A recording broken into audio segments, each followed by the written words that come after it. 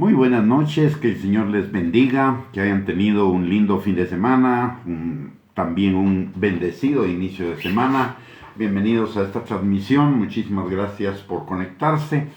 El tema del día de hoy será el plan de Dios para el matrimonio, pero antes de ello yo voy a pedir si usted y yo podemos orar.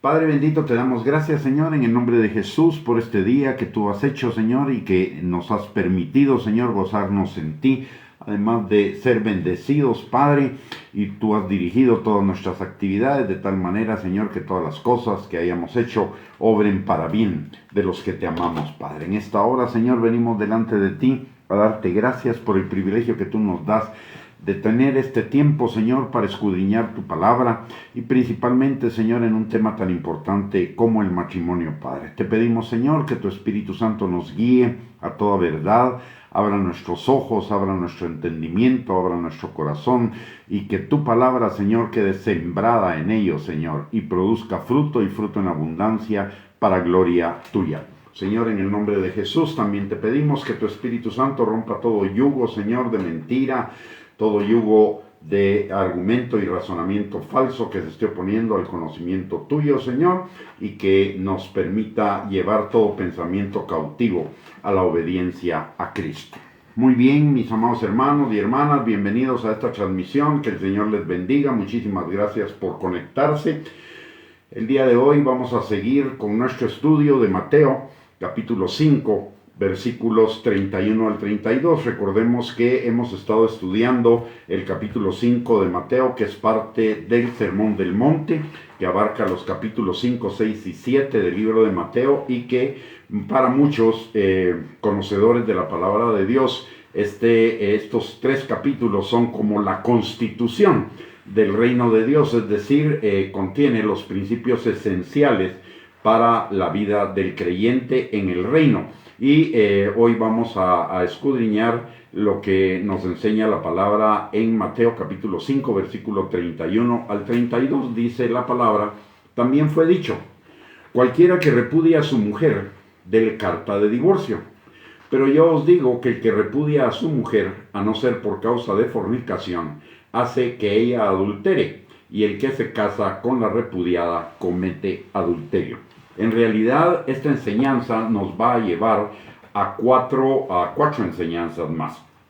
La primera acerca de la esencia del matrimonio, la segunda acerca del divorcio, la tercera acerca del nuevo matrimonio y la cuarta acerca de la consagración a Dios. Hoy vamos a tratar el tema de la enseñanza del matrimonio. Y el Señor en este pasaje nos va a llevar a Mateo 19, que es la enseñanza fundamental de Jesús en la cuestión del matrimonio. Para comenzar, debemos recordar el contexto en el cual estas enseñanzas están siendo dadas por el Señor Jesús.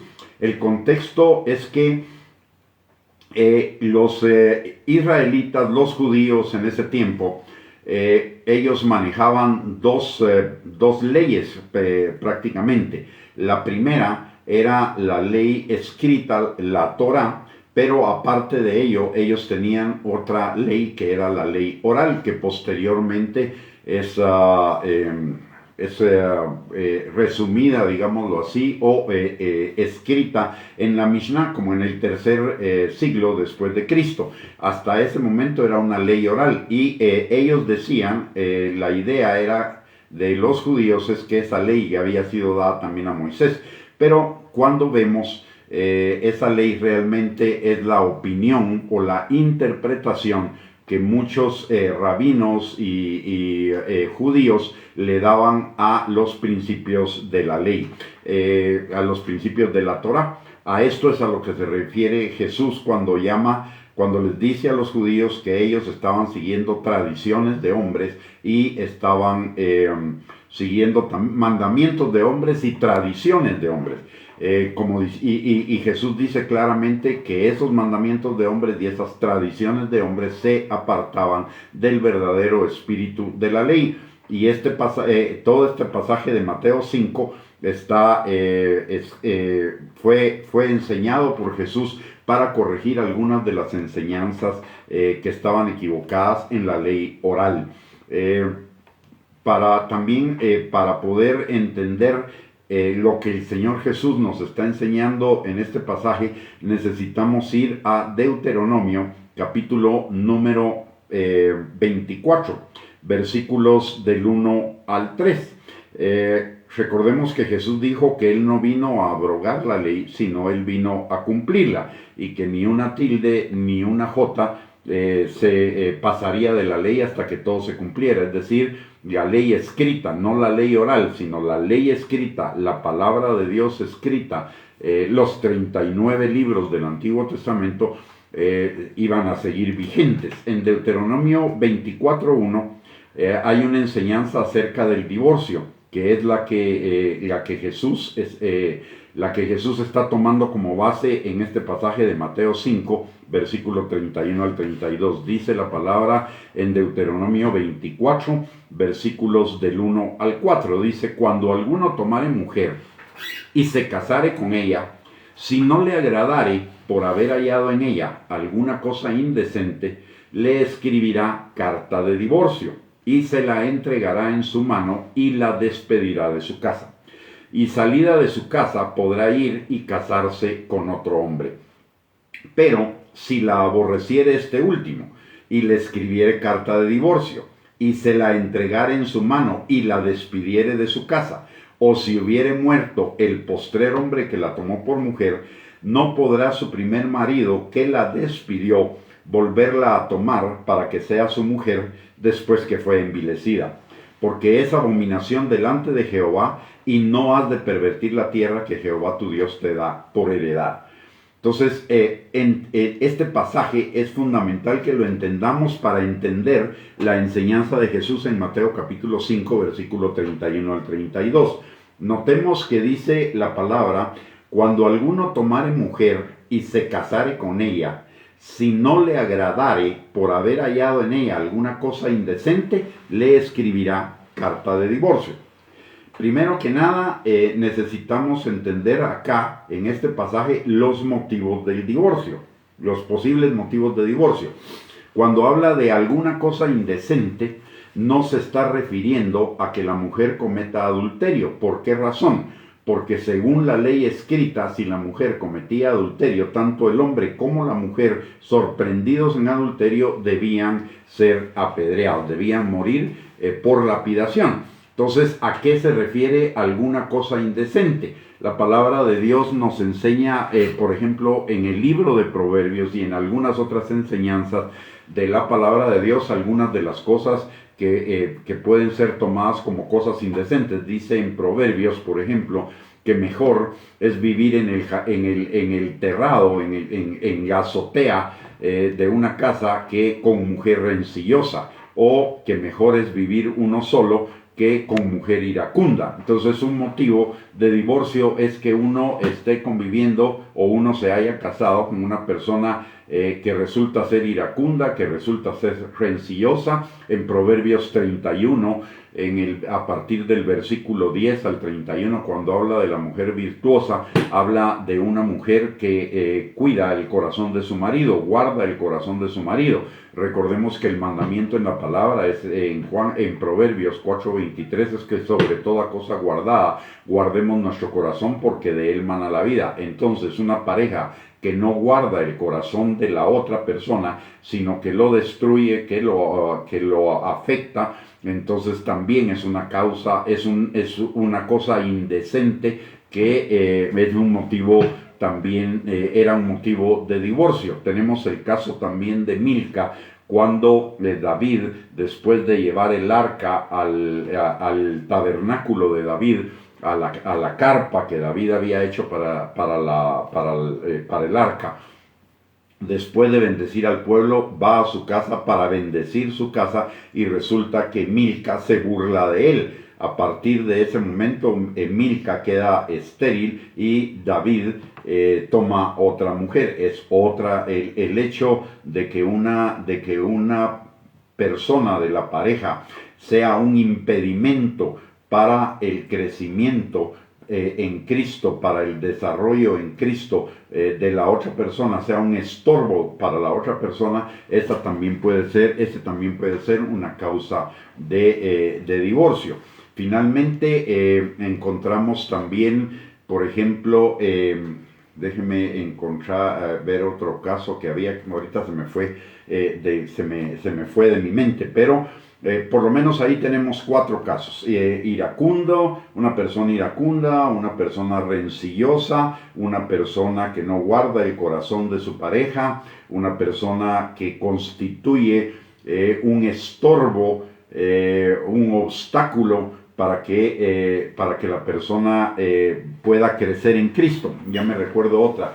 En la palabra de Dios en Corintios, en 1 Corintios 7, Pablo también habla de que si alguna persona está en yugo desigual y la persona, el que no es creyente, consiente vivir con la persona creyente, es decir, no le va a estorbar en su fe, pues que la persona creyente se quede con ella. Pero si el no creyente no consiente en la fe de la persona creyente, entonces la persona creyente no está llamada está llamada a vivir en paz, no a vivir en conflicto. Entonces ese puede ser un motivo de separación y de divorcio. Ahora, el segundo punto que es importante ver en este pasaje de Deuteronomio 24:1 perdón, es que hay una protección para la mujer.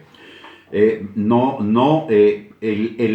marido que le iba a dar carta de divorcio tenía que ser muy cuidadoso en considerar esa posibilidad. ¿Por qué?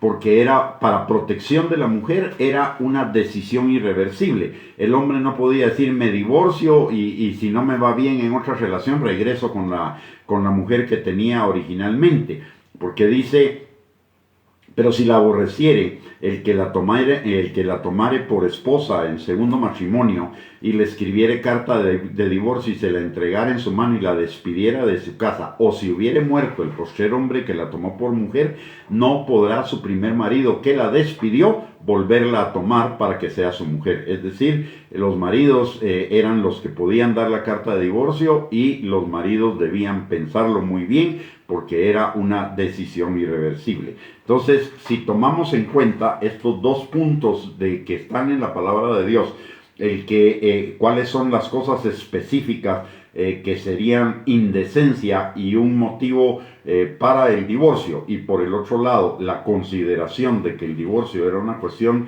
irreversible, entonces es que podemos entender la enseñanza que Jesús está dando en Mateo capítulo 5, versículo 31 y 32. ¿Y por qué da Jesús esa enseñanza? Porque en el tiempo de Jesús la idea predominante dentro del judaísmo era que los maridos por cualquier causa le podían repudiar a su mujer, y este es otro concepto que también hay que tomar en cuenta en la ley. En Deuteronomio 24 dice que si un hombre tomare mujer y se casare con ella, si no le agradare por haber hallado en ella alguna cosa indecente, le escriba carta de divorcio. Aquí hay que distinguir 2 cosas. Una es el repudio, que es el rechazo, y la otra es el divorcio, la carta de divorcio. Como consecuencia del repudio debe haber una carta de divorcio. Pero en la tradición judía, en los tiempos de Jesús, lo que existía era que los hombres estaban repudiando a las mujeres, pero no les estaban dando carta de divorcio. ¿Por qué razón? Ahí sí que por una entre comillas, viveza de los hombres, no soltaban a la mujer a pesar de tener otra relación, porque si les fallaba la otra todavía tenían chance de regresar con la primera. Entonces era una cuestión ventajista. Ellos habían torcido la ley escrita de Dios, le habían dado su propia interpretación, y entonces ellos podían repudiar a cualquiera, podían repudiar a su mujer por cualquier motivo, no por un motivo indecente. Habían algunos que repudiaban a su mujer aún porque a la mujer se le quemaba la comida, por ejemplo. Entonces eso algunos lo tomaban como un motivo de repudio, pero no le daban carta de divorcio.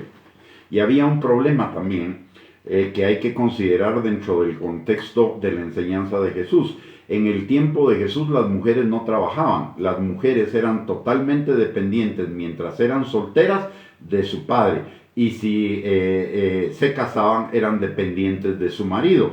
Entonces, si una mujer se quedaba sin marido, pero además de ello no le daba la carta de divorcio, esa mujer prácticamente quedaba, ella y sus hijos quedaban en la desprotección económica. Entonces, esta carta de divorcio era como una garantía, como una protección a la mujer para que ella se pudiera volver a casar y tuviera alguien que viera por ella. Entonces, cuando los judíos en el tiempo de Jesús estaban repudiando a su mujer sin darle carta de divorcio, se estaban aprovechando de ella, número uno. Además, había otra cosa adicional. Cuando un hombre repudiaba a su mujer, entonces lo que sucedía es que el padre de esta mujer debía, cuando se divorciaba, cuando había un divorcio de por medio, entonces la dote de la mujer debía regresar a la mujer. Y obviamente los hombres también se protegían unos a otros, los padres de las esposas se protegían, entonces para no tener que devolver la dote que el marido había pagado por la mujer. Entonces también había una cuestión económica ahí para que los hombres solo repudiaran a las mujeres sin darle carta de divorcio, y eso dejaba a las mujeres en indefección. Entonces, ya entendiendo estos antecedentes, digamos, de lo que dice la palabra de Dios en Deuteronomio al respecto del divorcio, y adicionalmente el entendimiento de las costumbres judías en el tiempo de Jesús, entonces podemos entender lo que Jesús está enseñando en Mateo 5, 31 y 32. Debemos también entender otro punto importante. En la teoría, no había habido ninguna nación en el mundo en el tiempo de Jesús o antes del tiempo de Jesús que tuviera un concepto más elevado del matrimonio que la nación hebrea. Si nos recordamos en Génesis capítulo 2, versículos del 23 en adelante, el matrimonio es una institución creada por Dios, es una institución de origen divino, el matrimonio, y además de eso el matrimonio era un deber sagrado que debía asumir todo varón. De hecho, el mandato en Génesis 1:28 para la pareja es fructificar y multiplicarse. Un varón podía diferir o abstenerse del matrimonio solamente por una razón: para dedicar todo su tiempo al estudio de la ley. Si algún hombre no se dedicaba al estudio de la ley, pero se negaba a casar, entonces se estaba negando a engendrar hijos, y se le decía que había quebrantado el matrimonio positivo de dar fruto y multiplicarse, que había y que como consecuencia de ello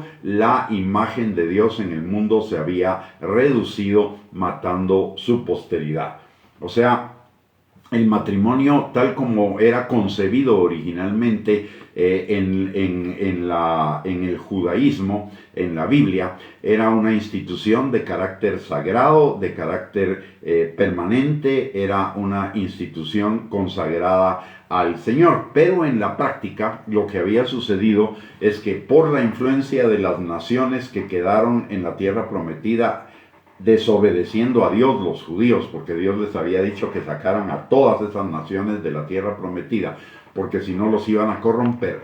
Por la desobediencia de no sacar a todas las naciones paganas de la tierra prometida, además de la influencia de los griegos y después de los romanos que conquistaron la tierra de Israel antes de Cristo, entonces el matrimonio se había degenerado y el matrimonio estaba muy lejos del ideal. Así que algo que viciaba toda la relación matrimonial era que en la práctica la mujer, a los ojos de la ley de los escribas y los fariseos, era prácticamente una cosa, una propiedad, no una persona. Entonces estaban ignorando lo que Deuteronomio 26 del 1 al 4 decía, y era la protección de la mujer como una persona. Ellos ya la consideraban como una cosa. Una oración que del tiempo de los fariseos, del tiempo de los escribas, del tiempo de Jesús, que hacían algunos judíos, no digo todos, pero hacían una buena mayoría de los judíos, era que le daban gracias a Dios por no ser gentil, por no ser, recuérdense que el gentil no era parte del pueblo de Dios, aparte que no eran cerdos, porque el cerdo era un animal inmundo, y adicionalmente la otra parte de la oración era que le daban gracias a Dios porque no los había hecho mujer, porque en ese tiempo los fariseos, no la palabra de Dios, sino la tradición de los fariseos, de los escribas, era que la mujer era una cosa en lugar de ser una persona, y eso viciaba totalmente la relación matrimonial.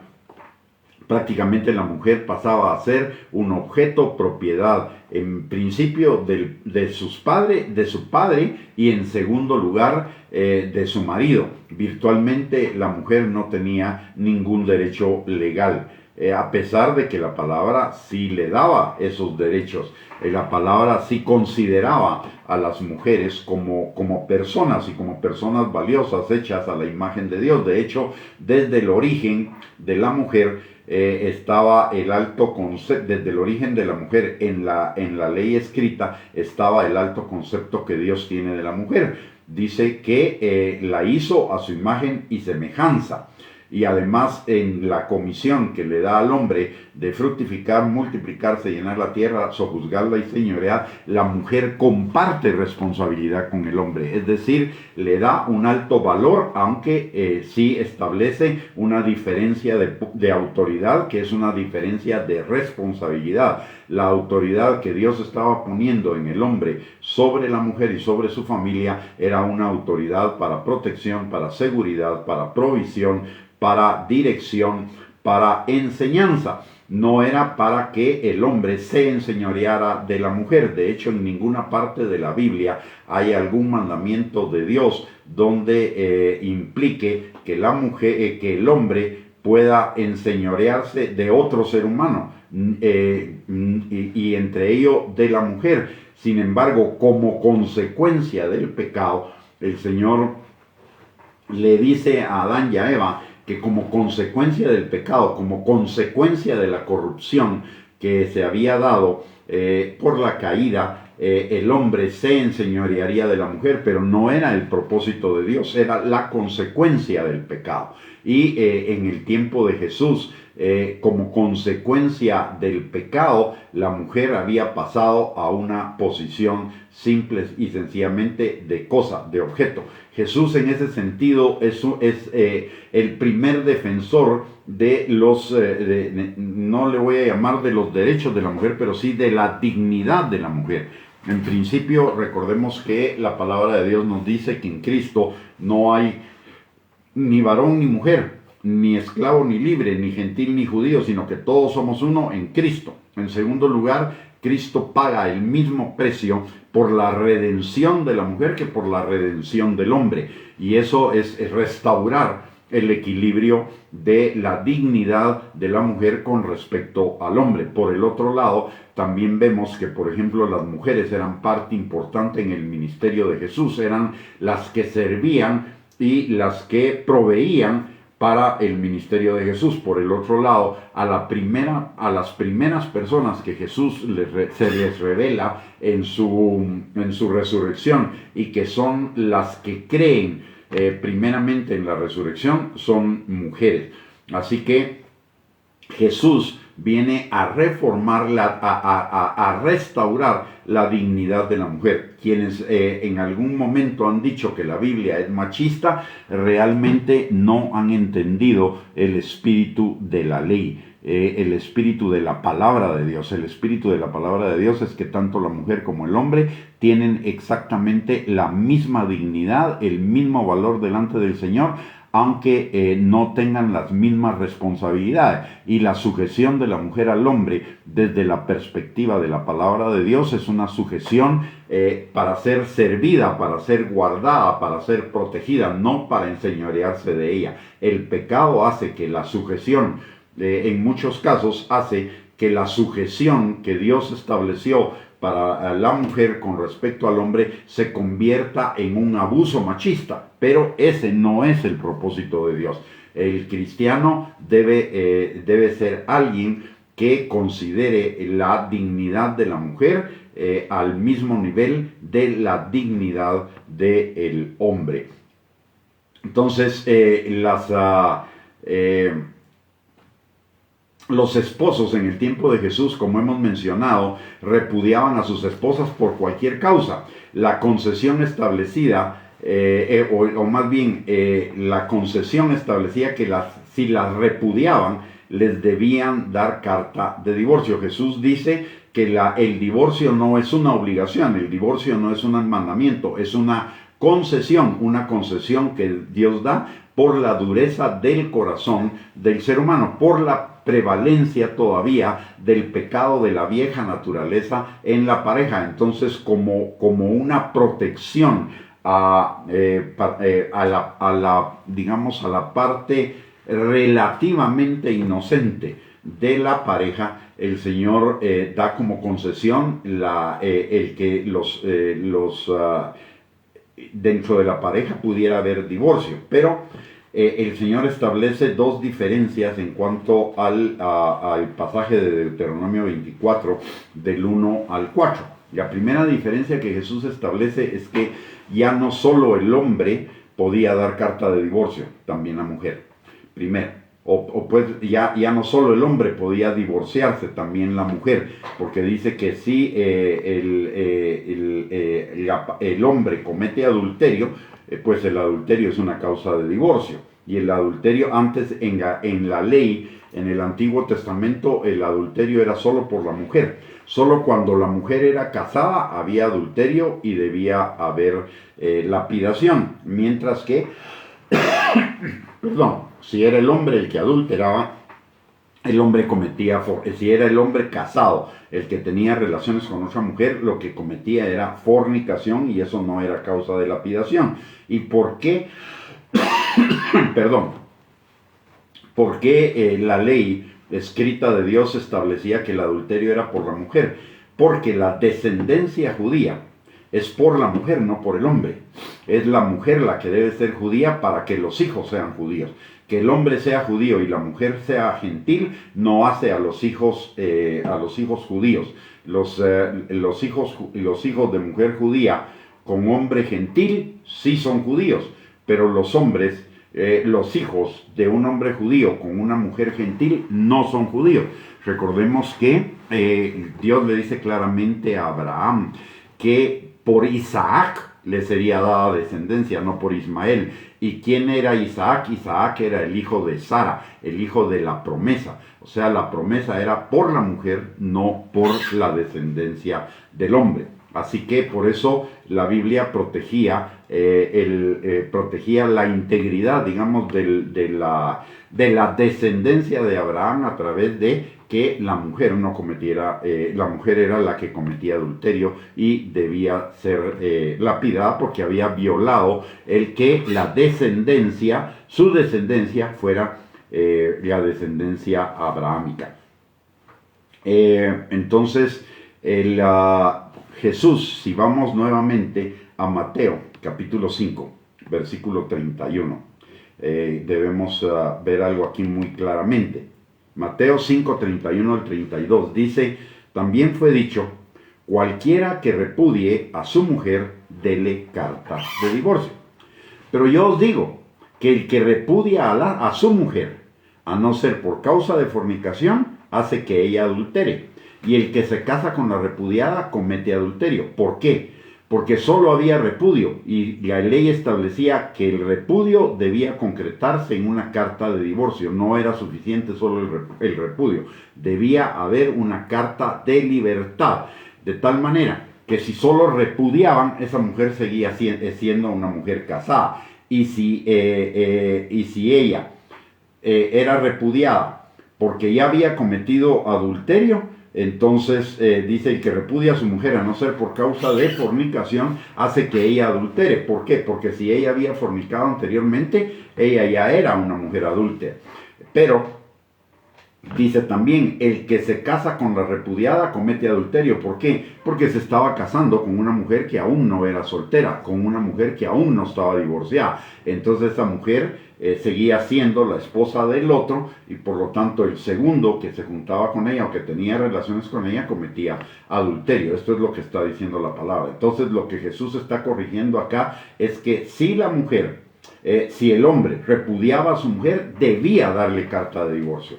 En la Biblia no hay, si nosotros notamos en toda la Biblia, en la Biblia solo hay dos estados civiles. En la Biblia solo está el estado civil de casado o el estado civil de soltera o viuda, que al final es el equivalente a soltería. ¿Por qué razón? Porque el divorcio volvía a las personas divorciadas a la condición de soltería. Entonces aquí lo que Jesús está corrigiendo es que los judíos, de una manera muy ventajista, los hombres judíos de una manera muy ventajista estaban evitando que la mujer fuera libre de poderse casar, mientras que ellos sí. Pero Jesús también establece a partir de ese momento que si el hombre no está divorciado y se junta con otra mujer, ese hombre también está cometiendo adulterio. Entonces está poniendo a las dos partes en la misma situación. Jesús viene a restaurar el matrimonio. Jesús viene a restaurar la santidad del matrimonio.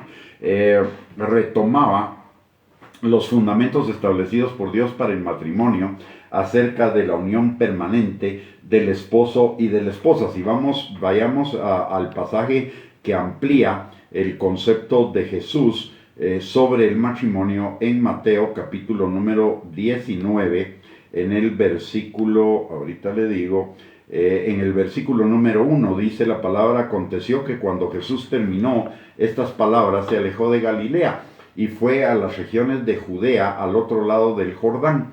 Y le siguieron grandes multitudes y lo sanó ahí. Entonces vinieron a él los fariseos tentándole y diciéndole: ¿es lícito al hombre repudiar a su mujer por cualquier causa? Notemos que aquí hay una mala intención, porque le están preguntando si es lícito repudiarlas, no divorciarse de ellas, solo repudiarlas. Entonces le están tratando de poner una trampa, o bien de que Jesús con sus palabras convalidara lo que era la tradición de los ancianos y los mandamientos de hombre en ese momento. Entonces viene Jesús y les dice: ¿no habéis leído que el que los hizo al principio, varón y hembra los hizo? Y dijo: por esto el hombre dejará padre y madre y se unirá a su mujer, y los dos serán una sola carne. Así que no son ya más dos, sino una sola carne. Por tanto, lo que Dios juntó, no lo separe el hombre. ¿Qué está haciendo Jesús aquí? No está diciendo que el divorcio no pudiera ser una posibilidad remota. Lo que está diciendo es: antes de que ustedes consideren repudiar a su mujer o consideren el divorcio, consideren el diseño original de Dios para el matrimonio, que es la unión de un hombre y una mujer por toda la vida. Él está regresando al diseño original cuando todavía el hombre no había pecado, cuando todavía no había sucedido la caída. Entonces lo que está diciendo es: antes de cualquier cosa, ustedes consideren lo sagrado y el diseño original del matrimonio de parte de Dios. Luego dice en Mateo 19:7, le dijeron: ¿por qué pues mandó Moisés dar carta de divorcio y repudiarla? Ojo aquí, Aquí ya están incluyendo las dos cosas. La pregunta original era solo repudio. Aquí ya se dieron cuenta de que de la trampa que le habían querido poner a Jesús y están enderezando la cuestión. Entonces aquí hablan de divorcio y repudiarla. Y él les dijo: por la dureza de vuestro corazón, Moisés os permitió repudiar a vuestras mujeres, mas al principio no fue así. Y yo os digo que cualquiera que repudia a su mujer, ojo, está hablando de repudio, no está hablando de divorcio, solo repudio. Y os digo que cualquiera que repudia a su mujer, salvo por causa de fornicación, y se casa con otra, adultera. Y el que se casa con la repudiada, adultera. ¿Por qué adulteran? Porque los dos están casados. Aquí el Señor extiende la amplitud del adulterio ya no solo a la mujer, sino a la mujer y al hombre. A la mujer y al hombre que aún están casados y tienen relaciones con una persona diferente a su pareja. Recordemos que Dios diseña el sexo para dentro del matrimonio, dentro de una relación de amor, dentro de una relación de compromiso entre un hombre y una mujer. Entonces, lo que el Señor está diciendo acá es: recuérdense cuál es el diseño original y cuál es la concesión que Dios les da. Una concesión que deben pensar muy bien si la van a usar o no, porque no es reversible la condición del divorcio, y del divorcio solo por causas que definitivamente valgan la pena y sean relevantes, no por cualquier causa. Entonces le dicen sus discípulos: si así es la condición del hombre con su mujer, no conviene casarse. Entonces se les dijo: no todos son capaces de recibir esto, sino aquellos a quienes es dado. Pues hay eunucos que nacieron así del vientre de su madre, y hay eunucos que son hechos eunucos por los hombres, y hay eunucos que asimismo se hicieron eunucos por causa del reino de los cielos. El que sea capaz de recibir esto, que lo reciba. Entonces, lo que Jesús está haciendo con esto es regresarlos al diseño original de Dios. ¿Y cuál es el diseño original de Dios?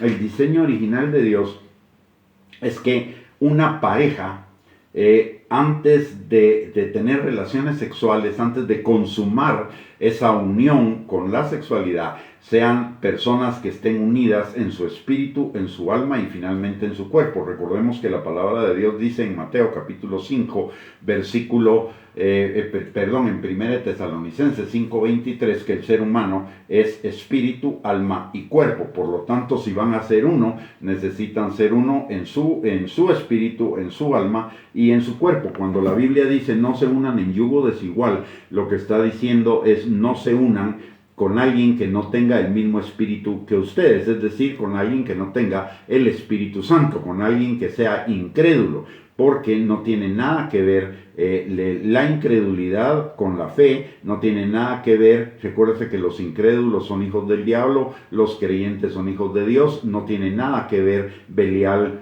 con Cristo. Entonces lo que está hablando ahí está protegiendo, primero que nada, está protegiendo la vida espiritual de la persona, en el sentido de que deben ser personas de la misma fe, deben estar unidos en la misma fe. Pero además de ello, necesitan estar unidos en su alma, en su ser interior, no solo en su espíritu, sino en todo lo que significa su manera de pensar, su manera de sentir, sus actitudes, sus motivaciones, sus pasiones, sus metas. ¿Por qué razón? Porque la palabra de Dios dice en Juan capítulo 17, versículo 21, que seamos uno en ellos.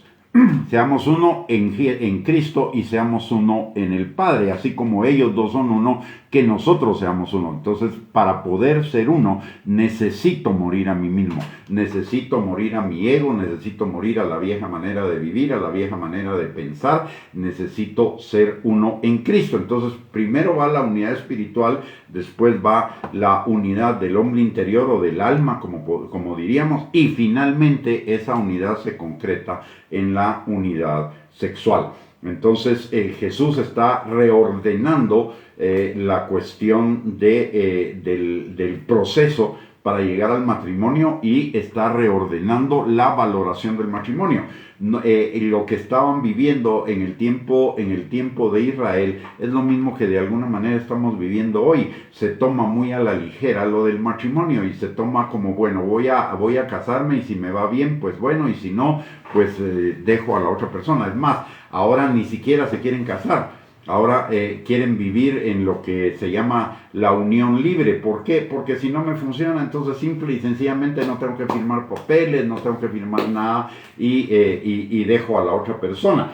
Sin embargo, algo que es importante entender es que Adán y Eva no pasaron por una ceremonia matrimonial. Lo que ellos hicieron fue la decisión de vivir juntos, lo mismo que Isaac y Rebeca. Ellos no pasaron por una ceremonia matrimonial, como tampoco nos enseña la Biblia que María y José, por ejemplo, hayan pasado por una ceremonia matrimonial. De ellos dos no tengo ninguna evidencia que no lo hayan hecho. Pero en el caso de Adán y Eva y en el caso de Rebeca e Isaac, sí hay evidencia de que ellos no pasaron por una ceremonia matrimonial. El matrimonio Dios no lo considera a partir del momento en el que hay una ceremonia. El matrimonio Dios lo considera desde el momento en que hay una decisión del hombre y la mujer de vivir juntos. Ahí es un matrimonio. Cuando un hombre y una mujer se unen para vivir juntos, desde ese momento, eso ya es un matrimonio. Y Dios le da la misma valoración a esa unión que a la unión mediante ceremonia religiosa, mediante ceremonia civil. El Señor le da el mismo valor. Media vez dos personas decidieron unir sus vidas y vivir juntos, esas dos personas delante de los ojos de Dios ya están casadas. Jesús restablece ese principio en su enseñanza acerca del matrimonio. Y enseñaba que notemos algo acá en la enseñanza de Mateo 19. Jesús dice que hay algunos que nacieron eunucos del vientre de su madre. Hay eunucos que son hechos eunucos por los hombres y hay eunucos que a sí mismos se hicieron eunucos por causa del reino de los cielos. ¿Qué está diciendo Jesús aquí? Lo que está diciendo es, si usted no tiene la decisión, el compromiso de que si se va a unir con una pareja, eso sea una unión que sea para superar juntos todos los problemas, todas las circunstancias de la vida, la pobreza, la enfermedad, la tristeza, etcétera, entonces mejor quédese soltero. Es lo que está diciendo ahí. Si no está dispuesto a asumir la responsabilidad que implica el diseño original de Dios, quédese eunuco, por un lado. Por el otro lado, la otra parte de la palabra de Dios nos habla también claramente de que puede ser que en el camino las cosas no caminen bien o las personas saquen sus verdaderas intenciones y entonces el matrimonio no sea funcional. Solo en esos casos podría haber un divorcio, pero no es algo para tomarlo a la ligera ni tomarlo rápidamente. El divorcio, al final de cuentas, no hay ninguna enseñanza en las escrituras donde diga que una persona no se puede divorciar o que el divorcio sea un pecado imperdonable, pero sí debe ser una decisión tomada con muchísimo cuidado, con muchísima sabiduría, en la multitud de consejeros y solo cuando prevalezcan circunstancias que verdaderamente sean un riesgo para la vida espiritual, emocional y o física de la persona. Es decir, en casos donde hay abuso, en casos donde, básicamente en ese tipo de casos donde hay abuso, un tipo de abuso físico o abuso emocional o abuso espiritual o abuso sexual, abuso económico, en esos casos, pues el divorcio no es la solución, no debería ser la solución ideal, pero es una posibilidad ante la imposibilidad de que la relación sea restaurada. Notemos algo acá. en las relaciones interpersonales, para que las relaciones salgan adelante, las relaciones deben pasar por lo menos 8 procesos. El primero es el proceso de la atracción, el segundo es el proceso de la apertura o la intimidad, el tercero es la vulnerabilidad, el cuarto el conflicto, el quinto es el enfriamiento o alejamiento emocional, el sexto es el arrepentimiento, el séptimo la reconciliación y el último la unidad. La clave para que una relación salga adelante es que está a partir de la etapa del conflicto, del enfriamiento, del arrepentimiento y de la reconciliación. ¿Qué significa esto? Para que una relación salga adelante se necesitan 2. Para que una relación fracase se necesita 1, pero para que una relación salga adelante se necesitan 2. Y si uno no está dispuesto a reconocer sus pecados, sus faltas, a pedir perdón y a restaurar la relación, esa relación no va a ser viable.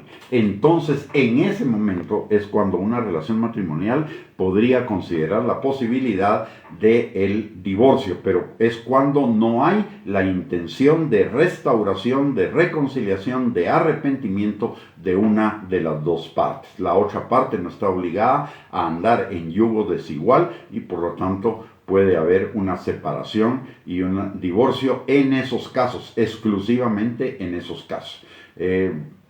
Obviamente también en el caso en que haya adulterio por parte de algunos de los dos. Pero por sobre toda diferencia, y recordemos esto que es el principio fundamental de toda relación humana, sobre todo principio, sobre toda ley, sobre todo mandamiento, sobre toda concesión que Dios nos da, está el mandamiento del amor.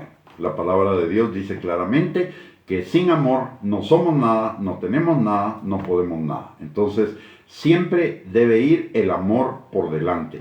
Y en algún momento, el mismo amor puede dar el motivo para un divorcio a fin de estorbar el pecado de la otra parte que no quiere la reconciliación.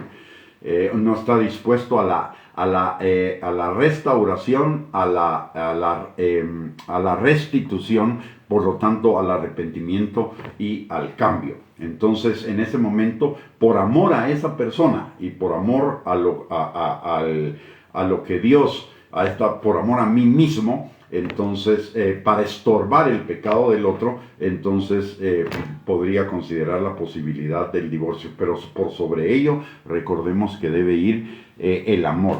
La relación matrimonial no es una relación para ser uno en ciertas cosas y en otras no. La relación matrimonial es para ser uno en todas las cosas, en lo espiritual, en lo emocional y en lo físico. No se trata solamente de ser uno en la cama, no en lo sexual. Se trata de ser uno en el espíritu, en el alma y en el cuerpo. Y para ser uno necesitamos el amor. El amor es lo contrario al egoísmo. El amor es lo contrario a mis propios caminos que me parecen derechos en mi propia opinión, pero su fin es camino de muerte, que es el egoísmo.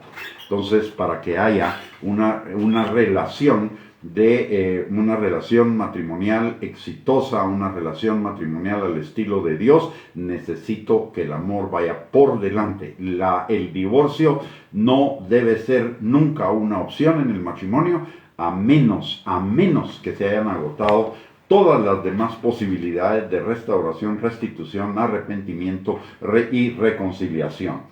Así que el diseño de Dios sigue vigente. La idea de Dios es una relación de un hombre con una mujer para siempre, aunque hay excepciones, no mandamientos, pero sí excepciones. Hay alguna concesión de parte de Dios en esa situación. Pero la idea de Dios sigue vigente a pesar del pecado, a pesar de la caída, y es que en el matrimonio, hombre y mujer, seamos uno en el espíritu, en el alma y uno en lo físico. El matrimonio sigue siendo una institución creada por Dios, y todo lo que Dios crea es bueno, es perfecto, es eterno, es infinito. El matrimonio no va a dejar de existir. De hecho, el matrimonio es tan importante que Cristo en el final de los tiempos se va a casar con su iglesia. Si notamos la Biblia comienza con un matrimonio, Adán y Eva, y termina con una boda, las bodas del Cordero en Apocalipsis. Entonces eso nos da la idea de la importancia del matrimonio para Dios. Y nosotros debemos considerar el matrimonio como algo sumamente importante, algo sumamente valioso, algo sumamente sagrado, y algo a lo cual, si estamos en una relación de pareja, debemos dedicar todo nuestro esfuerzo, toda nuestra valentía, toda nuestra obediencia a la palabra de Dios para que esa relación sea funcional. Muy bien, mis amados hermanos, hemos llegado al final de esta enseñanza. Les invito desde ya a la enseñanza el próximo miércoles y el próximo jueves. Vamos a seguir con este tema, abordando también temas de divorcio, temas de nuevo matrimonio, temas de consagración a Dios, que tienen relación todos con la cuestión del matrimonio. Pero recordemos, para Dios el matrimonio es sagrado, para Dios el matrimonio es valioso, para Dios el matrimonio, la relación de un hombre y una mujer en pareja, no es una cosa para tomarse a la ligera. Es una cosa que debemos valorar como Dios la valora. Muy bien. También les recuerdo que tenemos el tema es un tema, desde ya le quiero decir que tanto el tema del matrimonio como el tema del divorcio y del nuevo matrimonio es un tema que en el cuerpo de Cristo existen muchas posiciones, desde las más radicales hasta las más liberales. En este sentido, lo que yo estoy tratando de compartir es mi entendimiento acerca de lo que dice la palabra de Dios acerca de estos temas. No es para que usted los tome como una doctrina infalible. La única doctrina infalible es la doctrina de Dios, la doctrina que está en la palabra de Dios. Yo le estoy dando lo que yo entiendo de la palabra de Dios en relación con este tema, pero respeto las diferentes opiniones.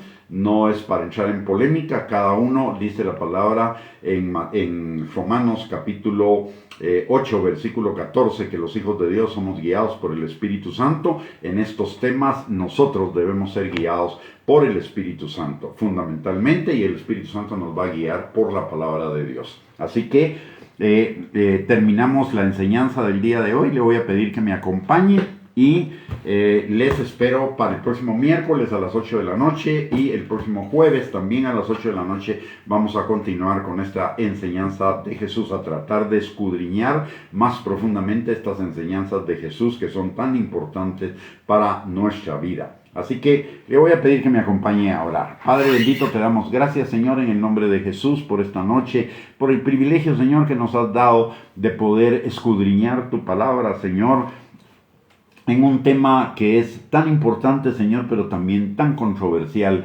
dentro de tu iglesia, Padre. Señor, te pedimos que tu Espíritu Santo ilumine nuestro entendimiento, Señor, que tu Espíritu Santo nos guíe a toda verdad, Señor, tomando en consideración que lo más importante de todo es el amor, la misericordia y la gracia, Señor, para poder tratar este tema, Señor. En el nombre precioso de Cristo Jesús también te pedimos, Señor, que tu palabra quede establecida en nuestro corazón, y no solo que quede establecida en nuestro corazón, sino que tu palabra se haga vida en cada uno de nosotros, Señor, y produzca fruto, y fruto en abundancia para gloria de tu nombre. Señor, también en esta hora venimos delante del trono de tu gracia para clamar, Señor, por misericordia y gracia para el oportuno socorro de cada uno de nosotros y de cada uno de los nuestros, de cada una de nuestros familiares, Señor, pidiéndote, Padre, que por tu Espíritu Santo todos nosotros y nuestras familias sean atraídos a ti con lazos de amor, Señor,